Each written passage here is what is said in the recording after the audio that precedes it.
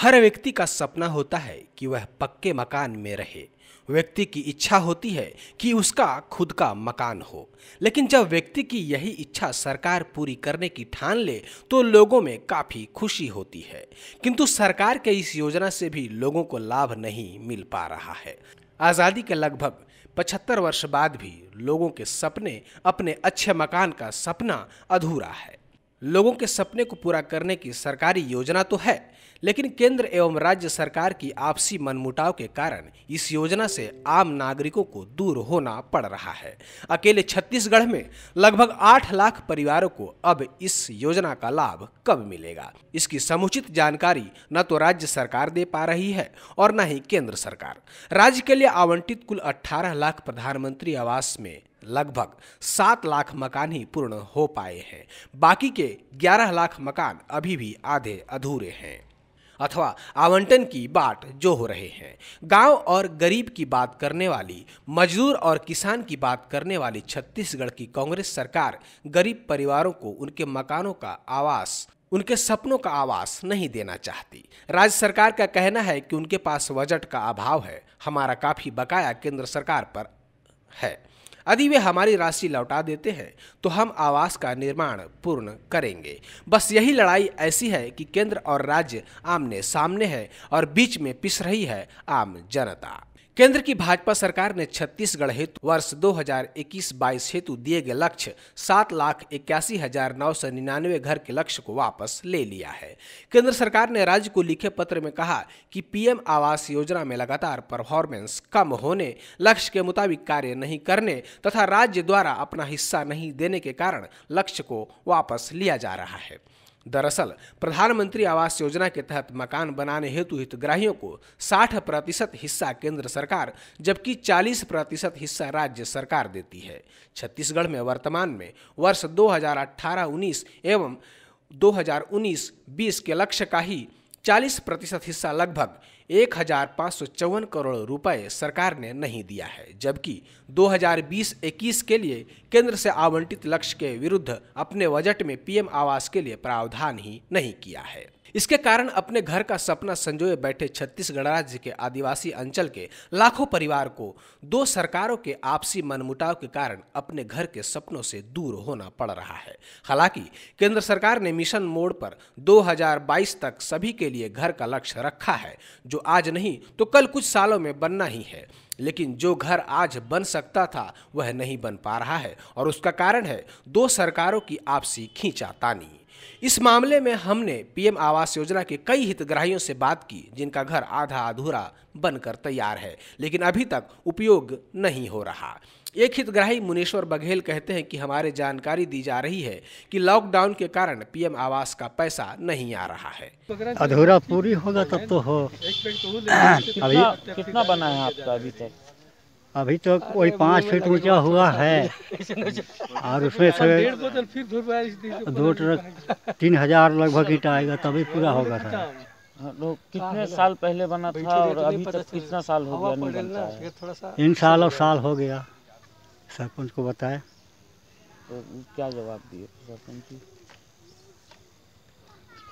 सरपंच जवाब दे ही दिया कि पैसा ही लॉकडाउन के कारण से रुका होगा।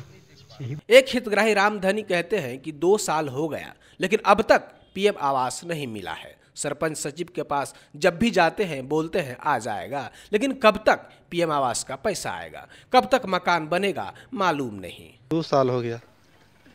तो क्या हुआ अभी तक आया नहीं, क्या आप बताते हैं? तो पता नहीं सर, भाई आ ही नहीं रहा है। क्या बोलते हैं जब वहाँ आप जाते हैं तो? नहीं, वो तो आएगा बोलते हैं कि आइए, नहीं आया है। किसके पास जाते हैं आप लोग? जो लिखा रहे थे ना सचू उचू, उसी लोग को गांव से सरपंच भी था तो कहा कि नहीं तेरे को मिलेगा, आज कल मिलेगा, तो कहाँ मिला, नहीं मिला। कितना साल हो गया? 2 साल हो गया। तो आप अभी घर में किस तरह की हालात हैं, कैसे रहते हैं? अब कैसे करेंगे सर, अब ऐसे ही टूटा भंगड़ा में हम लोग रखते हैं अपने झोपड़ी में। एक ऐसे ही हितग्राही विश्वास एक्का बोलते हैं कि हम भी पीएम आवास की वेटिंग लिस्ट में है। काफ़ी समय हो गया है। हमें जानकारी दी गई है कोरोना एवं लॉकडाउन के कारण हमारा पैसा नहीं आ रहा है। सब पक्का मकान में रह रहे हैं, हमें भी पक्का मकान में रहना है। कच्चे घर में तो सब कुछ अभी पक्का घर पर पीएम आवास दे रही है, शासन दे रही है, तो उसमें रहने का अमूल का भी चॉइस लगता है। क्या लगता है कि पक्के के मकान में रहना पक्के में घर में रहेंगे सोच के हम लोग भी सोचते हैं। तो आपने फार्म भरा है जहाँ वहाँ बताया कि हमारा क्यों नहीं आ रहा है, क्या कारण है? नहीं, उसमें का भरने के तो सब चीज़ दे दिया हूँ, लेकिन इसमें क्या है ना कि वो लॉकडाउन के चक्कर में पैसा नहीं आ पाया है मेरे पास, मेरे खाते में। तो आपको क्या लगता है कि कब तक आ जाएगा और कब तक आप पक्के के मकान अब में? देखिए शासन कब तक भेजती है पैसा, उसको नहीं जानता हूँ। कहाँ से वेटिंग लिस्ट में तो लगा हुआ है मेरा। अगर नहीं आएगा तो फिर आप घर कैसे बनाएंगे, क्या करेंगे? नहीं आएगा तो फिर वो कच्चे घर में रहेंगे। ऐसे ही एक हितग्राही रामलाल बताते हैं कि उनके आवास का दीवार खड़ा हो गया है, लेकिन छत की ढलाई नहीं हो पाया क्योंकि रुपए ही नहीं आ पा रहे हैं, जिस कारण इस ठंड में मकान को तोड़ दिए जाने से खुली छत के नीचे किस तरह रहने को मजबूर हो गए हैं। मोर तो दीवार खड़ा होगी से ढलाई बसी से। कितना साल होगी इस बने और अभी का स्थिति है? अब साले भर तो पूरी से उनका संगे तो बनी से। अभी कैसे रहा था, कैसे गुजारा होता, नहीं बन पाता अब तो? अभी ठंडा में कैसे यही कस तो देखा था, ठंडा में पड़े हैं।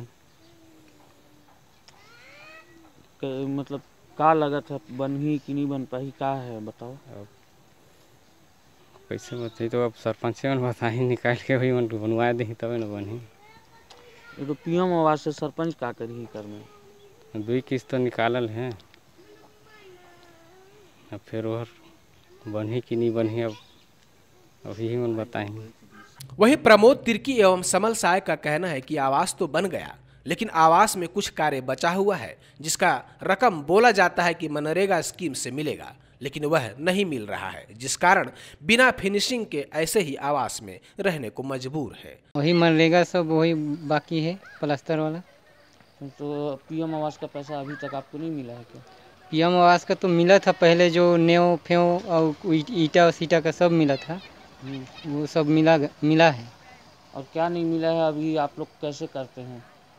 तो यही प्लास्टर जो वही मनरेगा बोलते हैं वही पैसा नहीं आया है खाता में, 16,000 के 17,000 जो आता है ना वही। तो ऐसे में आप लोग क्या कर रहे हैं, फिर क्या करेंगे आगे अगर नहीं आएगा तो? अब नहीं आएगा तो ऐसे ही तो रहेंगे, अब सकेंगे तो कुछ का प्लास्टर करेंगे अपने से। मेरा है सर, मेरा पूरा ढलाई पूरा ओके हो गया है, बस प्लास्टर बाकी रह गया। लगभग कितने वर्ष पहले मिला था और अभी तक काम कंप्लीट नहीं होता है? मेरा 2 वर्ष बीत गया। तो अभी पीएम आवास का पैसा आ रहा है कि नहीं आ रहा है? नहीं आ रहा है। क्या नहीं आ रहा है? मनरेगा वाला पैसा प्लास्टर का। तो आपका पीएम आवास है ना? जी। तो पीएम आवास का पैसा आ रहा है कि नहीं आपके पास? अभी मेरे पास नहीं आ रहा है, बस इस चलते मेरा प्लास्टर रुक गया है। तो इसकी शिकायत आप लोगों ने किसी से की या कोई आता है अधिकारी तो आप लोगों से? नहीं, इस बीच में हमारे पास कोई अधिकारी नहीं आए हैं। वहीं राम प्रसाद यादव का कहना है कि 1 साल से ऊपर हो गया है पीएम आवास का आधा अधूरा भवन बना हुआ है, लेकिन आगे इसका पैसा कब आएगा कोई जानकारी नहीं है। आधा पैसा आया, आधा में आधा अधूरा बाकी है, बाकी पैसा आते नहीं है। कब से नहीं आ रहा है और कब आपका आवास आया? ये साल भर हो गया, नहीं आ रहा है साल भर से। पीएम आवास आपको कब मिला था और कितना काम बचा है इसमें अभी? अभी तो पूरे काम आधा काम हो गया है, आधा बाकी है।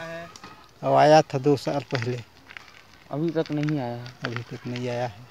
तो इसके बारे में किसी को आपने बताया पीएम आवास? नहीं बताए हैं किसी को। कहते हैं मेट मुझसे जो आते हैं उनसे कि पैसा क्यों नहीं आते हैं, तो आएगा आएगा बोलते हैं, कब आएगा क्या पता। वहीं इस मामले में जब हमने सरपंच से बातचीत की तो उन्होंने प्रशासन एवं शासन से निवेदन किया कि हितग्राहियों का पैसा जल्दी भेज दें, जिससे कि उनका आवास बन सके। वे भी इस मामले में लोगों के बार बार कई तरह के सवाल करने से परेशान हैं।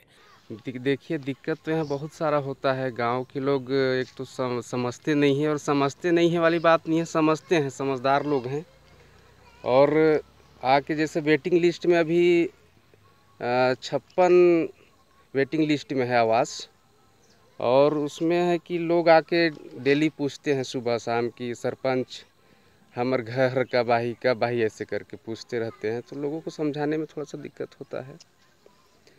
और मैं प्रशासन से ही गुजारिश करूंगा कि इनका जितना जल्दी हो सके कि इनको आवास उपलब्ध कराया जाए।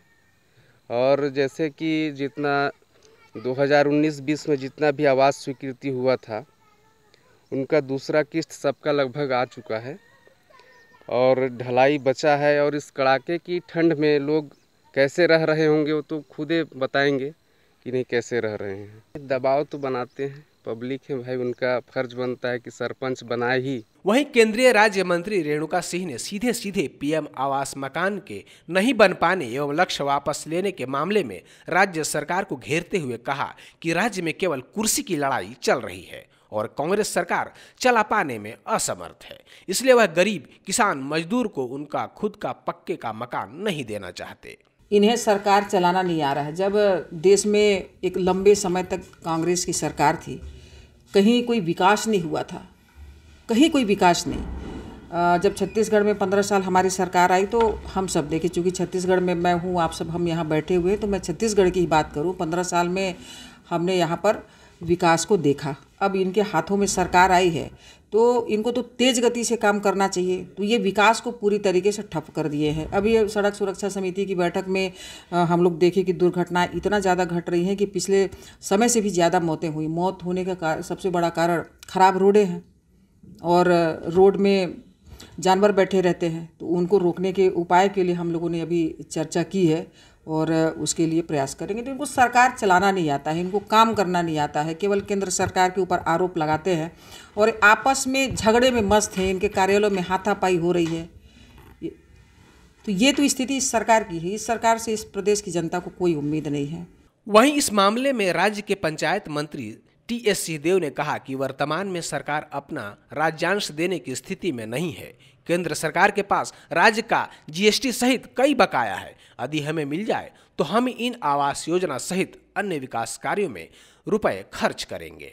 कुछ बात उनने सही कही, कुछ गलत कह दी कि संचालन ठीक से नहीं हो रहा था। वास्तविकता ये है कि फंड हम उसके लिए जो मैचिंग ग्रांट, मैचिंग हिस्सा राज्य बजट से होना चाहिए, राज्य की तरफ से होना चाहिए, उसका प्रबंधन नहीं हुआ। 2019 से लेके इधर तक के लिए जो राशि हमको चाहिए 40% का हिस्सा, वो राज्य सरकार उसकी व्यवस्था नहीं कर पाई है और इस कारण से उन्होंने 21-22 के लिए इसको टारगेट जो हमको दिया था, करीब 8 लाख घरों का टारगेट इस वर्ष के लिए और आवास प्लस का जो टारगेट था, इसको केंद्र सरकार ने विड्रॉ किया।